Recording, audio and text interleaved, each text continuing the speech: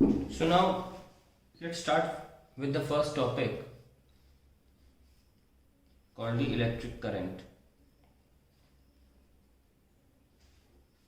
In its early classes, you have already learned about that current is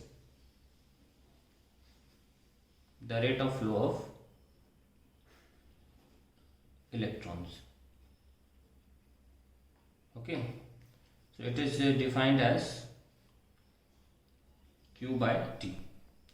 हम सब जानते हैं कि Q जो है वो चार्ज होता है, ये टाइम सेकेंड, तो we can easily write the unit as coulomb per second, which is termed as ampere. ऐसा यूनिट में ये एम्पियर आ गया. Now we write Q by T because it is if we are taking ये considering कहिए uniform motion of electrons, uniform motion of electrons in that case. So if the motion is not uniform, if the motion of electrons is not uniform,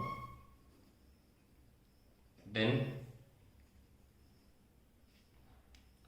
अब क्या uniform तो है नहीं, तो बहुत ही कम time के लिए देन के आगे दिखाता हूँ मैं. समझिए कंडक्टर है, यूनिफॉर्म है नहीं, तो हमने इतना छोटा टाइम कर लिया यहाँ से लेकर आते बहुत छोटा time, very small time, say delta t tending to 0, yes or no, in which motion is becoming uniform.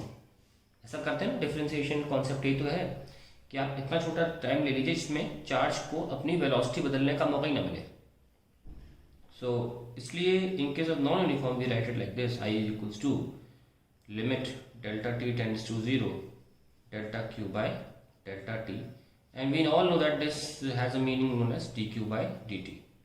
That is the reason behind we write current as rate of flow of charge. So दोनों ही सही है, depend करता है कि motion कैसा है. अगर uniform है तो ये लगाएंगे और नॉन यूनिफॉर्म है तो ये लगाएंगे. Totally charge flow you can also write actually delta q by delta t, just like average velocity we write total displacement upon total time.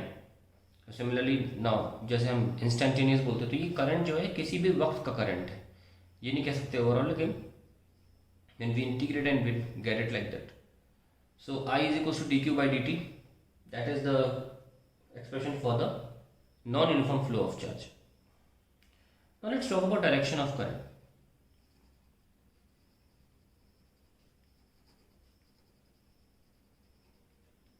Direction of current के बारे में बात करते हैं. देखिए लोगों को बहुत एक मिसकंसेप्शन है कि डायरेक्शन ऑफ करंट या करंट जैसी कोई चीज होती है. It is actually the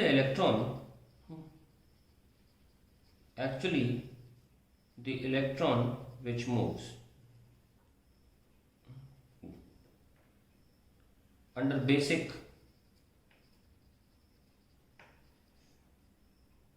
physics convention. क्या है वो basic physics convention? that material flows from high concentration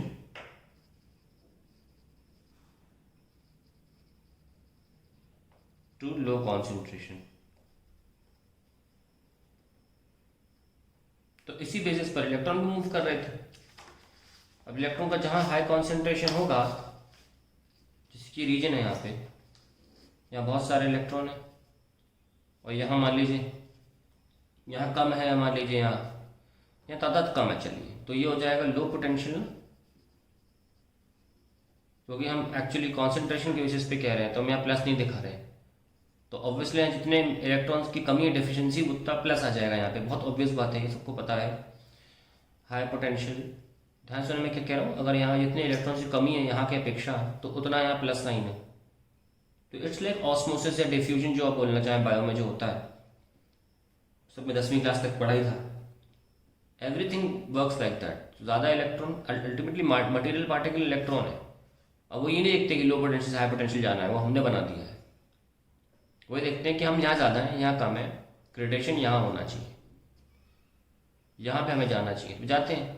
तो अल्टीमेटली इलेक्ट्रॉन के साथ एक प्रॉब्लम हो गई। फिजिक्स में सारे convention high to low follow करते हैं, ये फॉलो करते हैं लो टू हाई, अगर हम पोटेंशियल की बात कर रहे हैं। Otherwise they also following high concentration to low concentration, which is but very much normal. But potential के हिसाब से ये हो गया लो टू हाई, और कॉन्सेंट्रेशन से ज़्यादा महत्व नहीं रखता करंट में। तो हमें क्या करना पड़ रहा है कि, और दूसरी बात ये भी है कि इलेक्ट्रॉन नेचर ऑफ चार्ज जो होता है, जैसे माइनस प्लस जो हम साइन लगाते हैं, इसके पहले ये कन्वेंशन दिमाग में था लोगों के कि पॉजिटिव चार्ज फ्लो करता है, और उसको लोगों ने करंट बना लिया था। तो जब ये बात सामने आई कि नहीं it's only the electron which flows, तो they did not find the need to convert that convention back to what electron has, क्योंकि वो ये भी कह रहे थे कि यार अरे हाई टू लो ही रहने तो कन्फ्यूजन नहीं करेगा, क्योंकि फिजिक्स में सिद्धांत यही है कि हर चीज़ हाई से लो जाती है। ठीक है, तो अल्टीमेटली करंट क्या हो गया, करंट एक शब्द बना दिया गया, जिसकी पीछे की वजह ये थी कि हम ये नहीं चाहते कि कन्वेंशंस थोड़े उल्टे जाएं बाकी क्वांटिटीज से। तो फाइनली करंट जो था was defined to keep the high to low convention intact। उससे कोई फर्क तो पड़ता नहीं था, कन्वेंशन इंटैक्ट, क्योंकि भली करंट के पास डायरेक्शन था, पर उसके डायरेक्शन होने से हमारे एंड रिजल्ट पे फर्क नहीं पड़ रहा था, है ना। स्पेशली इन करंट इलेक्ट्रिसिटी, इस चैप्टर में बल्ब जलाना हो तो यहाँ से वहाँ लाइट जाए या वहाँ से यहाँ लाइट जाए, आई मीन करंट जाए, बल्ब तो इन एनी केस जल रहा है। हाँ, करंट अपने स्केलर फॉर्म में मैग्नेटिज्म में यूज़ नहीं हो पाया, लेकिन उसको ज़बरदस्ती हमें एक चिपकाना पड़ा वेक्टर, कि वो वेक्टर की तरह ट्रीट हो सके, क्योंकि करंट अगर क्लॉकवाइज था तो magnetic field inside the plane of paper थी, और करंट जब एंटी क्लॉकवाइज था तो magnetic field outside the plane of paper थी। वहाँ पे करंट के डायरेक्शन चेंज होने से सिचुएशन बदल रही थी। यहाँ पे करंट के चेंज होने से हमारे बल्ब की ब्राइटनेस पे या कोई भी अप्लायंस चलाने पे कोई फर्क नहीं पड़ रहा था। तो करंट के डायरेक्शन होने के बावजूद भी उसका एंड रिजल्ट पे कोई फर्क नहीं पड़ता। कहते हैं what are scalar quantities, scalar quantities are ones which have magnitude and they do not, and the end result या they do not depend on direction. ये नहीं कहना चाहिए they don't have direction, that's absolutely wrong definition. They do not depend on direction. और vectors में क्या होता है, दे डिपेंड ऑन डायरेक्शन या they effect depend on direction. और जब इस तरीके से वेक्टर्स और स्केलर को डिफाइन करोगे तो आप ये नहीं बोलोगे करंट अपवाद है, या आप ये नहीं बोलोगे प्रेशर अपवाद है, आप सिंपली ये बोलोगे the scalar quantities are ones which have magnitude, vector दोनों में होता है, but which are not dependent on the direction, या उनका जो इफेक्ट है it is not dependent on direction. अब मजबूरी ये हो गई कि मैग्नेटिज्म में we had to use it with some vector because its direction was definitely bringing some change in the end result. Now, the current to define to keep the high to low convention intact. So, direction of current finally क्या हुआ? Direction of current हो गया high potential to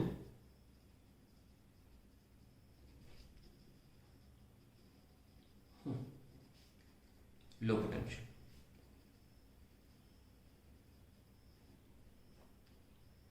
So that is all about current we have.